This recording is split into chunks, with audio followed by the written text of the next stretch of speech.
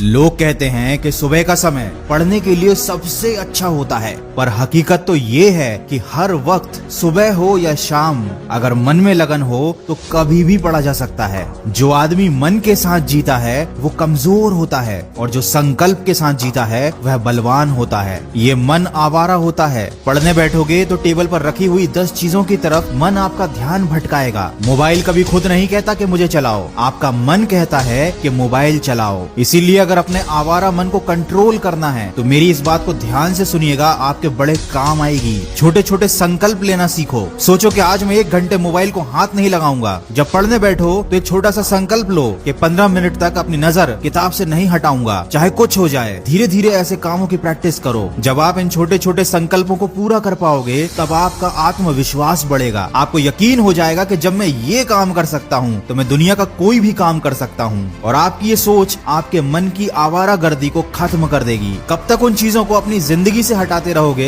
जो आपका ध्यान भटकाती हैं? बेहतर तो ये है कि अपने मन को इतना मजबूत बनाओ कि कोई चीज तुम्हारा ध्यान भटका ही ना पाए। वो कहते हैं ना, सड़क से कंकर हटाने की जगह पैरों में जूता पहन लेना ज्यादा बेहतर होता है। किसी ने क्या खूब कहा है, मौत तो सबको आती है पर जीना हर किसी को नहीं आता। देखो, अभी तुम्हारे पास मौका है अपनी लाइफ बनाने का, और ये मौका आने वाले समय में तुम्हारे पास नहीं रहेगा। और अगर तुमको अभी भी पढ़ाई बोरिंग लगती है तो इसका मतलब ये है कि तुमको आज तक पता ही नहीं चल पाया कि तुम पढ़ क्यों रहे हो। पढ़ाई बोरिंग होती है, सच बात है, बिल्कुल बोरिंग होती है। इसमें कोई मजा नहीं, कोई एंटरटेनमेंट नहीं, कुछ भी नहीं। लेकिन सोना भी तो बोरिंग होता है। इसमें कौन सा एंटरटेनमेंट, कौन सा मजा होता है? खाना खाना भी बोरिंग होता है, लेकिन जब नींद आती है तो सोना पड़ता है। भूख लगती है तो खाना पड़ता है। तब एंटरटेनमेंट और मजा, ये सारी बातें मायने नहीं रखते, क्योंकि इनकी जरूरत नहीं है।